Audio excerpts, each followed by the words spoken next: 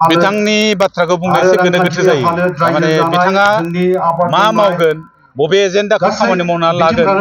गावहानो थि नङा थारमाने बिथां गाम्बारु मुसाहारि बिथाङा मोनसे समाव जोंनिनो गाहाय नेहाथारिमोन गाहाय नेहाथारिनि उनाव बिथांखौ जोंनि खौसेथि बर' सुबुं आफादनिफ्रायनो ससनमानै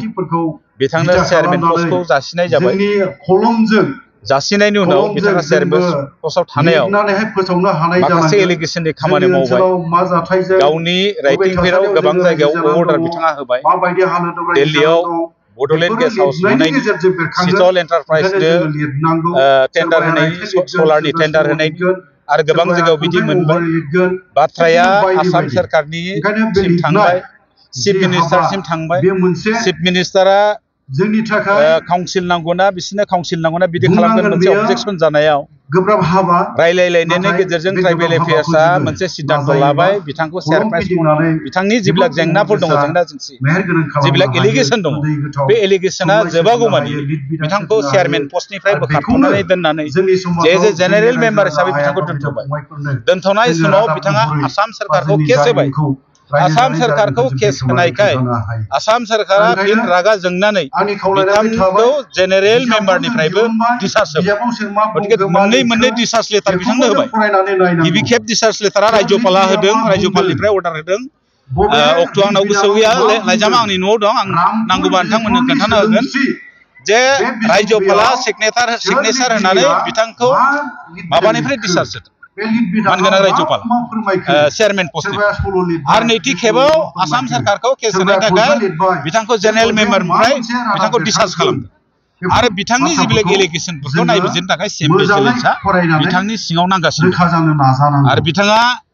मोनसे माहारियारि आफाद दाबाय जोंहा बुंनो गोनां गैया मोनसे डेम'क्रेटिक हादोराव मोनसे गणतन्त्र हादोराव मोनसे उदांस्रि हादोराव किन्तु उदांस्रि दं होननानै उदांस्रिखौ जानला मोनला बाहायबा जाया उदांस्रिया मोनसे सन्मान थायो बे उदांस्रिनि सन्मानखौ होनांगौ नों मा खालामनो गोसो बेखौनो खालामबा जाया एजेन्डाया मेन जानांगौ जाथिनि मा मावगोन खौसेथिनि थाखाय मा मावगोन जाथिनि थाखाय मा मावगोन दा नैबे बर' कसारि वेलफेयार समाज काउन्सिलनि जिथु माबा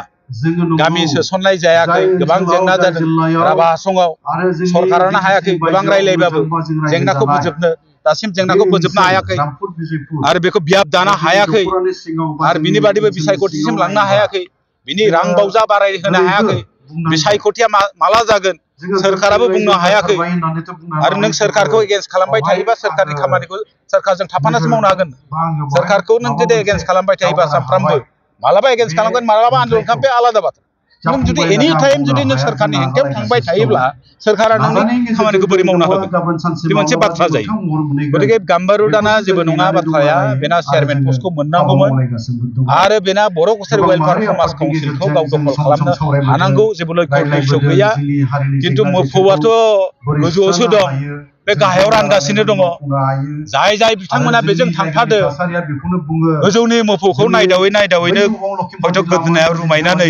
हयथ' नायख्लंनांगोन दा बिदिनो जादों तेजपुराव सनितपुराव लुगैनानैथ' राजनिति हान्जाखौ दादों बर' कसारि वेलफेयार समाज काउन्सिलखौ दखल खालामनो थाखाय लक्ष्य उद्देश्यआ बेनो आरो बिथांनि मोनसे बाइटखौ आं नायदों बिथाङा पन्सायतआव गेलेया एमएलए इलेक्सनाव गेलेया जेरावबो गेलेया खालि नैबे बर' कसारि वेलफेयार समाज काउन्सिलनि बिसायख'थियावल' बे राजनितिक हान्जाया बाहागो लागोन माने मा बिथाङा सिफ जानांगौ बे काउन्सिल बिथाङा सिफ जानांगौ सिगाङाव मा अबदान दं गैया आं मिथिया किन्तु बिथाङा चेयारमेन पस्ट थांखांनायनि उनाव बिथाङा दिनैसिमहालागै दिनैनि तारिखआव बर' कसारि वेलफेयार समाज काउन्सिलनि जौगाथायनि थाखाय बेखौ दाफुंनायनि थाखाय बिथाङा 1% बो खामानि मावाखै होननानै स्पष्ट भाबै बुंनो रायजोपालनो ओरैनो दरखास्त होयोबा जाया रायजोपाला बेखौ खारिजसो खालामदों बिथां सोरखारखौ केस होबाय थादों बे बाथ्रा गतिके आं सानो जोंनि रायजो राजाखौ जों खावलायदों जों जिहेथु जोंनि थामोनथा आरो खौसेथिखौ जों हमथानानै जोंनि जातीयताबादनि थाखाय जों खामानि मावो जों खौसेथि बर' सुबुं आफादा मोनसे राजखान्थि हान्जा नङा जोङो समाव हयथ' राजखान्थि हान्जा खालामगोन बर'फोरनि जौगाथायखौ लानानै किन्तु जों राजखान्थि हान्जा हिसाबै नङा बेनि थाखायनो जोङो साफ्रोमबो मानसिनि हेल्प बिदों जोङो बिटिसिनिबो सहाय लानांगोन आसाम सरकारनिबो सहाय लानांगोन भारत सरकारनिबो सहाय लानांगोन गुबुन गुबुन दैदेनगिरिबो सहाय लानांगोन बेनिखायनो मान गोनांसिन हाग्रामा महिलारि बिथां जिहेतु बिथाङा मोनसे केबिनेट बिथाङा ससनमानै जोंखौ हांख्रायदोंमोन मैया जों मैया बिथांजों रायज्लायदों गोबां सावरायनाय जादों बिथाङा बिटिसिनि बायजोनि जेसेबांनाखि जेंना जेंसिफोर दङ जोंनि काउन्सिलनि मानगोनां चिफ मिनिस्टार बसुमतारी बिथांजों जोंनि बायजोआव थानाय जेसेबांनाखि माहारियारि आफादफोर दं रावखौबो गारनानै नङा बयखौबो लानानै बिटिसिनि बायजोनि जेंनाफोरखौ बयखौबो लानानै बोरै सुस्रांनो हायो बिनि एजेन्डाखौ बिथाङा बानायनानै हागौमानि जोंखौ मदद होगोन होननानै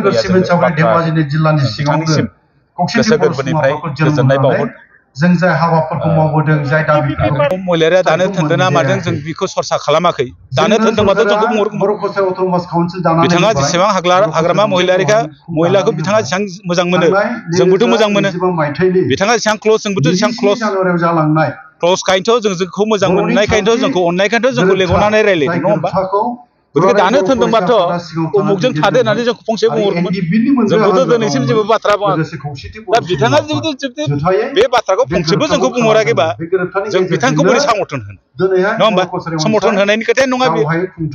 बे बाथ्राखौ